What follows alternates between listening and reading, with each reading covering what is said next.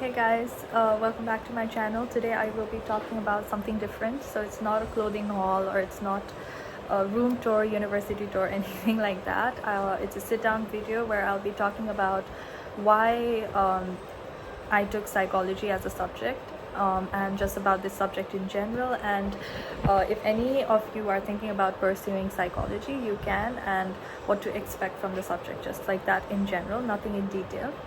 So I've been studying psychology for 4 years now, and I am a second-year student here at Christ University, studying psychology for 2 years. But before this, I was also doing psychology in Nepal. So in Nepal, I took A levels in GEMS Institute of Higher Education. That was where I studied psychology for 2 more years, and now I'm continuing. So this is my 4th year studying psychology, and I will just be sharing about why I chose this subject, and what are the things that you actually learn in psychology when you take it. So with the rise of awareness about mental health, especially after COVID. So during COVID, there was lockdown, pandemic, and after that, there was suddenly this rise of mental health everywhere on social media and everywhere. But the thing was, people were just assuming, like even me, because I hadn't taken the subject, I used to assume about, oh, if this person has this, means they could be like this. But there is so much more to that. So with the rise of mental health during COVID, I became more intrigued by this subject. And so mental health is something that it affects all of us, right? So it's not just me or you, it affects your friends, your family, everyone. And it is very important for us to take good care of it. So even if you don't study the subject as a major, it's very important to have basic general knowledge about this. Yeah. So whether we realize it or not, mental health affects all of us. But often people have a very surface level of understanding. So like I said, even I had a very surface level of understanding, and I wanted to know more about this, which is why I chose this subject in the first place. Instead of just taking science or anything, this was something new for me, and I wanted to try this. So again, like mentioned before, I wanted to go beyond the definitions and stereotypes to truly understand what mental health and mental illness mean on a deeper level. So for example, another reason why I wanted to really study this subject is I've heard so many people saying like, oh, you're such a clean freak, you have OCD. I mean, no one has said that to me, because I am not a clean freak. I'm very clumsy, messy, but with keeping that aside, whenever someone is like a clean freak, their first comment is like, you're such a clean freak, I think you have OCD. So that is the first comment people pass, and even I have heard people passing that. But what is OCD really? So OCD is obsessive compulsive disorder. That is the full form of OCD. And after studying psychology and learning about OCD, it's so much more than just being a clean freak. Wait a second. So OCD is not just about liking cleanliness. It's a serious condition that affects people's daily lives in ways that most of us don't even realize. So for us, it's just like, oh, she cannot stay without cleaning. But for them, it's like they have this compulsive urge to, keep cleaning. If they don't do that, it's like something's gonna happen to them. So it's not in their hands. They really cannot control. So studying psychology made me understand how intrusive thoughts, compulsions, and anxiety play a huge role in this whole OCD thing. It's not just about being neat, it's about overpowering urges and distressing thoughts that can take control over a person's life. So like I said, it's not just wanting to stay clean.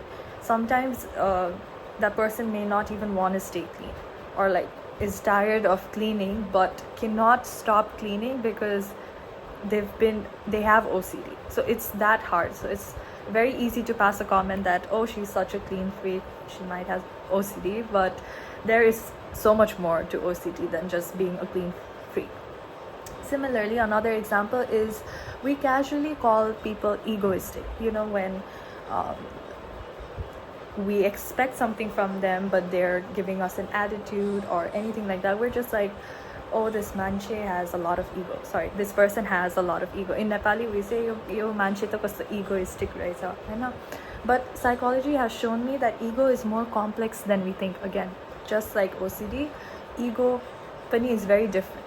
So there is this very famous psychoanalytic theorist, Sigmund Freud, and in Freud's theory, he explains how our ego and superego interact together, and that is how our overall ego is formed.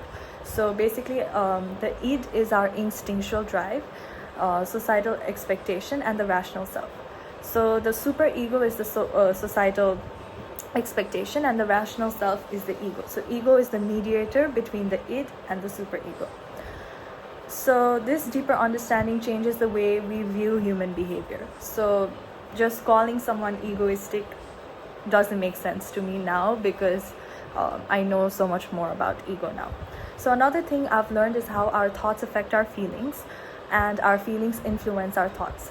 So often, like, we're always thinking about something or the other, but it's very important to know that sometimes what we're feeling is because of what we're thinking, and our feelings also influence our thoughts. And sometimes it's the other way around, we're feeling something, which is why we get the thought. So it's a both way thing. We don't always realize how interconnected they are, but psychology teaches us to be more aware of the connections. So now I'm going to talk about my experience beyond the books. So basically, my course required to do an summer internship last year, and so I went to an NGO because for the holidays I was going back home, Nepal.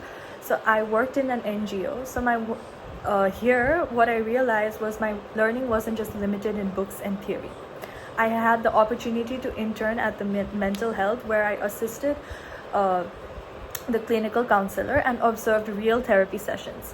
It was an eye-opening experience for me. Honestly, I enjoyed going to intern because every single day, so many cases, so many different clients with different cases, and they would just talk about how they're feeling, what might be intriguing for them, what might be pushing them to do stuffs or say stuffs, and I found it very interesting.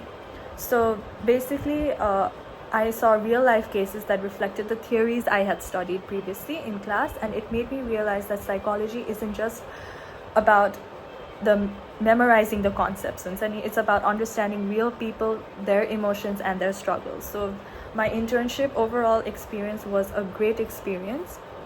I also participated in a service learning program after coming back to Bangalore over here, where we worked with children in the slum areas to raise awareness. So there are a lot of slum areas here in Bangalore, and we went to one of them, which was in JP Nagar, and we wanted to raise awareness about mental health there to the children.